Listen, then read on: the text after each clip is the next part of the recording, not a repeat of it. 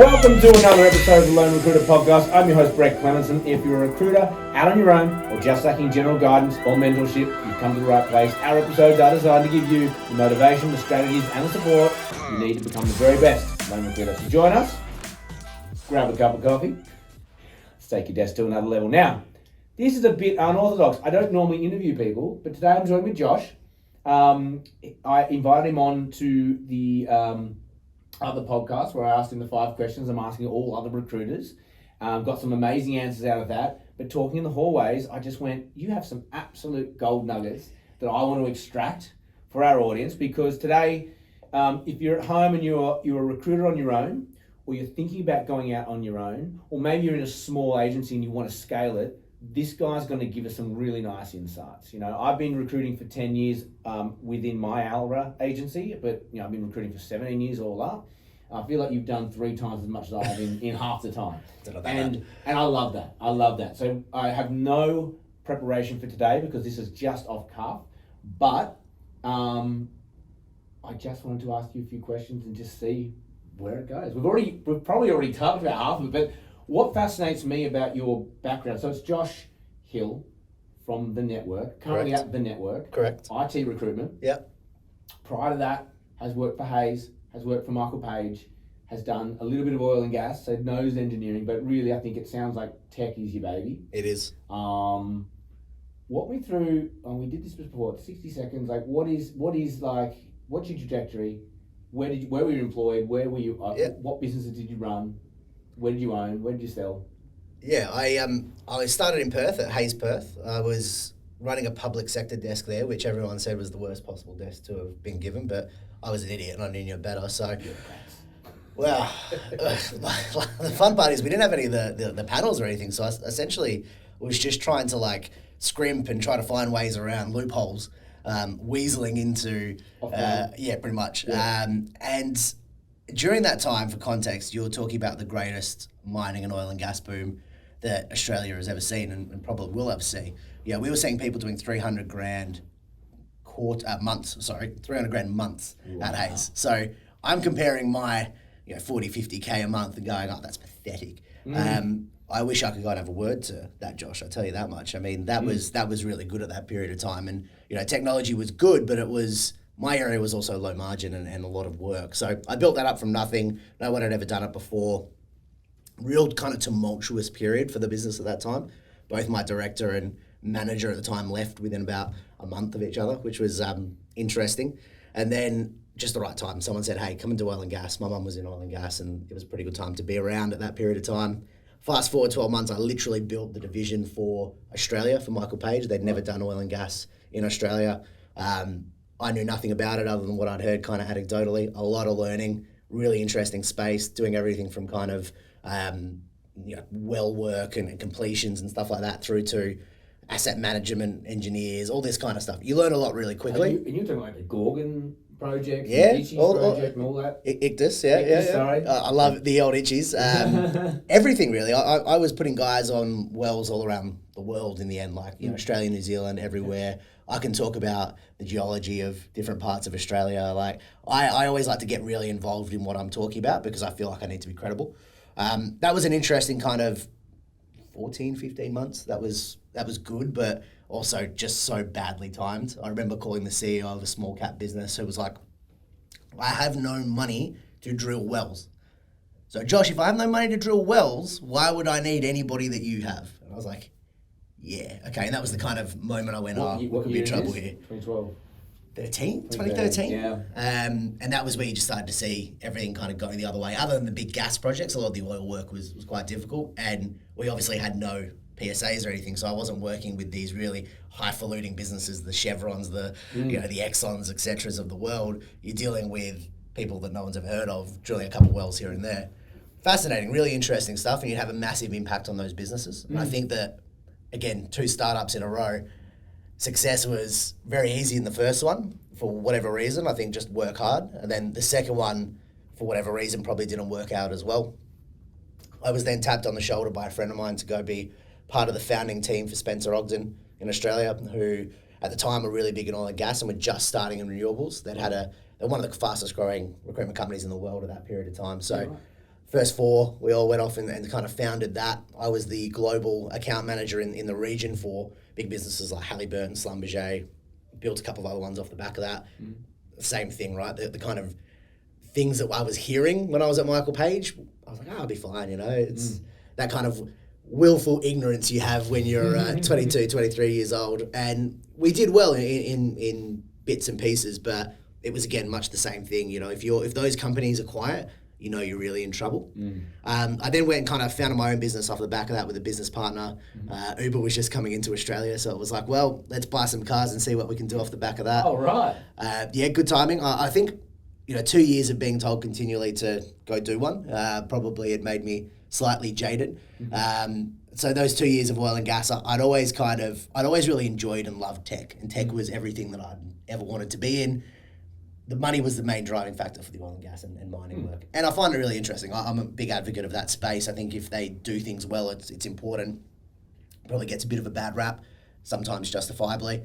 But the engineering that people can create to actually make these things is fascinating. I still find it really interesting. So with the Uber play, you bought cars and drove Uber cars, like you ferried people around? Yeah, I've got some great stories about that. For about 6 months, that was my full-time gig. We just went pretty hard into that. Right. Bought a bunch of cars. We're doing really good numbers off the back of it. And you were employing people to drive your cars via Uber. Yeah, and driving one ourselves as well. And driving one yourself, because the margin was better back then, wasn't it? Big time, yeah.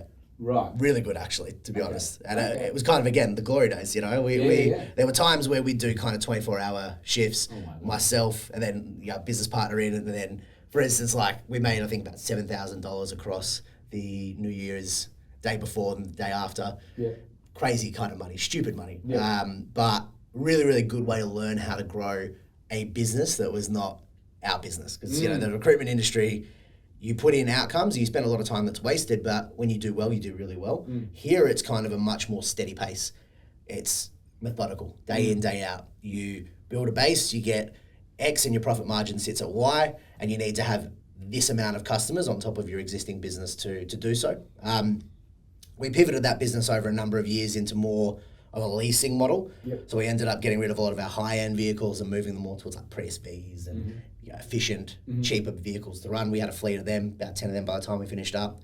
And they were all being leased to different people. So it was good. It kind of kept me focused even when I got back into recruitment, which I'll jump back into in a minute. But when I was there, it was still something that was really important to me to be able to understand how a business runs. And having that experience at 23 was really useful for everything I've done since. Massive. I mean, the number one learning I've ever had is, increased revenue does not mean increased profits. Oh, yes. And that's such a terrible lesson to learn, isn't it? Very rough. When you think, we're doing all this, we've got all this, we're a big deal. Life and business has a way of humbling you very quickly, and I think that it's the lessons I've taken from that are lessons that will be useful for me for the entirety of my career, and I've used probably every day since. I then got a message kind of out of the blue from the two guys I worked with at Hayes, the director and the manager there, and they said, hey, look, we're doing our own thing for a little while. We're looking to bring somebody on, be the first employee. Do you want to come along? I thought, I've got time, and I, at 23, 24, wanted to do as much as possible and be as ambitious as possible. I hate dead space and time. Like, what can I do to be driving towards my ultimate end goal? So went in there. We were in a shoebox, to be honest, probably not much bigger than this. This has got a nice window. We didn't have a window. I wouldn't call this a nice window. It's better than what we had, I assure you. And we built that from 3 guys in a room to now 20 plus consultants and arguably the best recruitment consultancy in technology in Western Australia. I bought that. I'm from Sydney, but was living in Perth at the time. Always wanted to come home. So there was a kind of catalyst of it's time. And 2017, I said to the guys, look, I'm probably going to look at moving back to Sydney. At that point in time, Perth's a great city. I love it for many, many things, but big fish, little pond, that kind of analogy. I'd always wanted to go where the decisions were made and where things were really from a recruitment perspective. You were doing tech back there? Still, yeah. Yeah, right, okay. So I kind of met, the big mining companies, and that was all you needed to meet. I love it. It's a great place. I still do a lot of work there, but for me, it was always about, all right, I'm going to go home. I'm going to work in a market that's bigger, that's got bigger upside, and I'm going to go and try start something from scratch there. We didn't have any clients, really. I think one that gave us maybe a job So a when year. you came to Sydney, that's when you started the network? No, that's where we were at. I was still at Verse Group at this point. I started that as the GM, the only guy in the entire place. So me in a even smaller office with no window again. What's with you building. and no windows? Look, it wasn't my choice, I won't lie. But for me, it was then a case of you've got to go back from scratch. So every iteration, I've started with nothing. Absolutely nothing. Coming into Sydney, it's a very different market. Perth is hugely relationship based. It's who you know, it's how you build those relationships. Sydney is that, but only at certain levels, and it's extremely transactional. So there was kind of that culture shock that took me a little while to get over. I built a small team, a couple of us there. And then I was approached by the CEO and GM of the network and said, hey, look, we're undergoing some pretty interesting stuff. You know, it's a bit of a time. I'd been banging my head against the wall for the last 18 months with a company that I loved and respected, and still, you know, to this day, the directors, I'm extremely appreciative of the opportunity they gave me. But it's kind of like, all right, we've kind of come to a natural end. It's time for me to move on. And I did, you know, came over here and started there initially as a practice lead, and then promoted through into, you know, associate director, now running our New South Wales operation. For me, it was a case of going, how do I continue to level up, and how do I do things differently? And you know, the company I was with before had a really, really great relationship, taught me amazing marketing skills, taught me amazing branding skills, which we still use today. And then when I looked at what the network did, the ability to go to a client of any description and offer a bunch of products to do the same solution blew my mind. I remember sitting in our boardroom at the time in induction and just going, I can offer that? That's a way I can get around, you know, time and material, statement of work. We were spun off out of a managed service provider. So I had a look Yeah. at the network, and I was like, you know, contingent as a service, which I'm assuming is a monthly, you know, of invoice, and all these different things. It almost sounded like you're like a in an incubator, or you were funded or something. You know, it didn't feel like recruitment. It doesn't feel like recruitment. We productize recruitment, and we've got a lot of the traditional pieces, right? Your perm, contract, all that great stuff, but you know, executive search, retained work, we do a lot of. That's increasingly a big part of our business. Perm as you go, which is something we built during COVID, which is that's the one. which is like the afterpay for recruitment fees. Yeah. And that was massive during tough times. You know, people can't afford to have one big $30,000, $40,000, $50,000 recruitment fee, so they break it up into pieces. It doesn't bother us. It's more a case of being able to provide that solution. As the market has changed and it's gone up and down in those periods of time, obviously COVID in the middle of that, we fluctuate with it. We've got this amazing bit of technology in the back end, and I'm a massive advocate for RecTech, if done correctly. I think there's a lot of it that isn't. But our whole piece around that is making sure that your end goal is to humanize everything you do. So technology is there to facilitate admin and all the other crap that we need to do in our job, which is very important. People will, in my own company, will kind of brutalize me for saying it's not. It is, do your bullhorn. But the important piece about tech is that it helps facilitate these discussions. Yeah. So I spent a lot of time really building that, you know, focusing on innovation. How do we kind of make sure that we're at the real kind of tip of the spear for our industry? And we've been really fortunate. We won Growth Brand of the Year last year in the Tiara Awards. We won Medium-Sized Company of the Year the year before that. We've got 5 or 6, you know, finalist nominations, and these are all vanity metrics. Don't get me wrong, but they count. I like them. You know, it shows that you're getting external validation, which is particularly during COVID was really difficult. You know, mate, every award counts, and you might feel like it's vanity, but I can tell you now that anyone who doesn't have an award and looks at that, they get intimidated, and that's what you want. But, you know, just muscle the competition a little bit. I'll take that as a win, but yeah. So now my role is kind of running that team and working more at the executive level. I'm really passionate about that being at the kind of intersection of business, people, and technology, which is, you know, people solving business problems with a technology background and driving outcomes for the business. Yeah. So I probably run that line out 50 times a day, but it's one that is genuine. It's how do we get more technologists to the CEO chair, and how do we really drive technology into business to generate the kind of profitability and outcomes that we're looking for. Okay. So that's an amazing trajectory, and that's all in 11 years. Yeah. That's all in 11 years. So, you know, I've just finished watching the Beckham documentary. Haven't started yet. It looks amazing. And it is fantastic. And, you know, I remember when it finished, I turned to my wife and I said, there's one thing that you can certainly point to Beckham and say is that wherever he went, success followed. And I get the sense that's kind of you as well. Like you don't rest, you don't sleep until it's working. Like you've started multiple desks from scratch. Not many people like doing that. You know, I get people coming in and they say, oh, I'm going to build a desk, but then the reality is it's cold calling, it's strategic, it's mapping, it's like really out of the comfort zone. You're not working briefs. You're kind of going, where am I going to place this pin on this map? Yeah. And I get the sense that you've just gotten better and better at it. So my first question for you, based on what you just said, is like, what are your self expectations? And I don't think it's really hard to put your own expectations on other people, but what are your expectations for yourself for starting a desk? I.e., like when you're making your first placement from, I've landed in Sydney from Perth and now we're billing, like what's that expectation? I think, you know, you've actually kind of cut to the crux of both the positive and negative of my experience in that for me, my expectations of self are massively high, right? So when I don't hit those expectations, it's difficult. And when we talked about slumps in the last podcast, the only reason I'm really good at dealing with that now is because cold desks give you a lot of them. So, you know, my expectation for myself is I did my first deal in my first company within the first month. I did the first deal at the network. I still hold the record for 3 days within the time I got there. These kind of things are important, but again, they're vanity metrics. So I think when I look at, if I was to, and it's important to get the kind of eagle eye view, you know, the bird's eye view of what you're doing and not be too in the weeds when you sit and think about these things. And when I sit down with my team now, that's generally my role. It's kind of going, well, you're running around at 1,000,000 miles an hour, but what are you doing to be effective? Activity is king. There is not a world in which that doesn't exist in this business, right? And anyone that kind of tries to hack their way through by marketing and branding and all these things, which I absolutely adore and I'm a massive advocate of, that's only there to help promote good activity.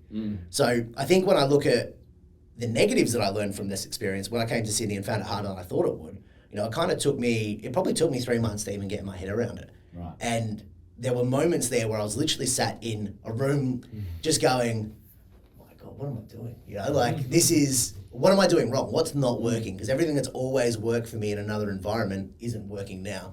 And I think with the benefit of hindsight, obviously being 2020, if I was to go back and do that again, the simple thing is accountability. And if you don't have anybody in your business to be accountable to, find somebody, make them make you accountable. I like that. I was given an extremely long leash to do whatever I wanted. Yeah, when I built kind of Verse Group in Sydney, which was great. But conversely, I think if I'd probably been more accountable, that would have been a different outcome or a faster outcome. Because human nature is undefeated, right? We're always going to sit there and think we're doing really well and think we're really busy. Even our biggest critics are always going to go, well, we're kind of doing some things right. But facts only are the thing that matters, right? And you look at it and go, well, you've done this, but realistically, is that going to lead to any outcomes? And I'm very lucky. I've got a lot of mentors and people I've spoken to in my career throughout all of this who will give you a reality check. One of my mentors' greatest phrases is, cool, get back to work. Yeah, he'll even post it on stuff I post on LinkedIn. Cool, get back to work. Yeah, like I'll post something. He's probably already done it when I posted about being here. Cool, get back to work. He is at work, mate. Yeah. But I love that, right? Because that's the mentality. If you're increasingly, it's easy to be, I use the term squirrely, but you know, distracted, boom, boom, focusing on what's going around. Core activity, outcomes, getting CVs out the door, speaking to good people, time on the phone, old school. You know, the rudimental 101 stuff is undefeated. We've seen it before, and I've even spoken about this, where when people have a really good run, they take the foot off the gas and they start celebrating. Completely. And it's like, you haven't done your fundamentals for the week. You haven't done your projects. You haven't done your meetings. You haven't done your interviews. What's going to happen next week? You're going down. You're going from highs to lows. And so that's exactly that, right? Big time. Stick the pen, get back to work. It's undefeated. Yeah. And I think as much as I've tried to, in my career, dance around ways of shortcutting that, there's no way. So, okay, I'm really fascinated about, I mentioned the building from scratch. We've kind of hit on that. But when we're talking out there, you know, you say every time you do it, you get better at it, you get more efficient at it, you know, things like that. So if you were to start an agency today, or I've got 2 questions for you. You can line them up, or we can take them one at a time. If you were to start an agency today, like what are the core bits you need? And I'm talking like tech, I'm talking headcount, I'm talking systems or KPIs or lack thereof, work from home, work in an office. That's my first part. It's like, what's the setup look like, and what are the fundamentals you want there, and then what do you need to build to sell? Because you've been involved in a couple of sales, is that right? I want to understand, now you've done that a few times and you only learn through doing and failing, like what would you change? So they're kind of where my brain goes. If I was to start again, which is not something I've thought about, but if I was to do so, I think that, again, going back to fundamentals is massive, right? You would probably sit there and go, who are you as a business? What are you going to be? And I think you probably need to plan that before you even hit the button on LinkedIn that says you're good to go. And we see new recruitment companies all the time. Who are you? What are you about? What do you do? Why do you do it? These are the questions I would ask myself from day one. What differentiates yourself? How are you going to build that? In terms of technology, I would look at your ATS is massively important, right? You want integrations, you want automation, you want things that are going to add value without necessarily, because time is your greatest asset, but also the hardest one to have when you're starting from scratch. So I'm a massive advocate, and I talk about it a lot in my business now, is, well, guys, how are you using your time? We don't get paid for a lot of what we do. So I would probably sit there and go, I'm going to go out and build product again to make sure that when I'm speaking to clients, what I'm giving them is an offer that guarantees me getting paid. And then I do a large percentage of that. That would be my nirvana, my utopia. And then contingent stuff. And then as I grow, I'd maybe look at things like PSAs and stuff like that. I probably wouldn't look to do that pretty early on. I think that that's a play for someone that's got headcount. I would, depending on who I was doing it with and how we were doing it, I'd look at a VA or something of that ilk, but one that's part of your business, not one that's kind of external. You want someone who can do your admin, but also can do some research and some resourcing. I think that would be my first play, even if it was really early for me. But I would just focus on my fundamentals. If I was going into a day one tomorrow, it would be every week, and I'd send it to people. I'd go, hey, look, my wife, anybody else, I go, hey, this is what you need to hold me accountable for. She's terrible at it, so it wouldn't be very good, but someone else. I go, this is what I'm doing. Make sure I'm doing that.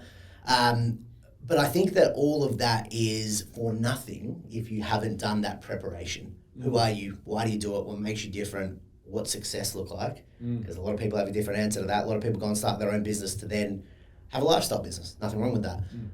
Don't think that would ever be me. I like the hustle and bustle and the drive, but for me, it's all about having all those things lined up and then talking to it. Building your personal brand, building a company brand to align to that personal brand, making sure that you're optimized in every way, shape, or form to get inbound leads, which we're terrible at in our industry, and then figuring out how to utilize my time in units of measurement to return investment. So your time really should be spent on the high value stuff that's almost guaranteed it's making you money, right? As much as possible. Yeah, and that's the nirvana, as I say. I think, you're going to speak to a lot of clients that will try to say, hey, 12% is our terms. If you want, we can have this role that's been open for 6 months. Cool. If you want to give me a role that's been open for 6 months, I'll have it retained because you failed. Yeah. So let me come in and actually do a process, and this is what that process looks like.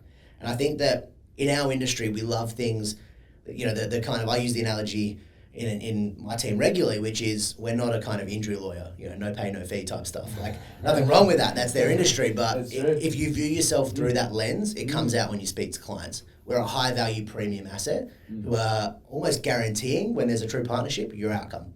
We may not guarantee that you get the best or the right person, but we're going to guarantee you that you get access to the best people in the market. That's the service we provide when we're doing retainers. So I think it's just how you reframe that kind of mindset and the magic of being able to say no. Oh, there's so much magic in that. It's glorious. Yeah. So many people, and I've seen it with friends that have started their own business who have done very well for themselves, but initially, I've got to be busy, I've got to do this, there's this scrap of work that's going to pay me. Value your time. Put a value on your time and ask yourself every single day, is that worth my time? Yeah. Every interaction. Have your true north, your purpose. It's a very long-winded way. I apologize. No, I love it. I think this is all really valuable for people listening.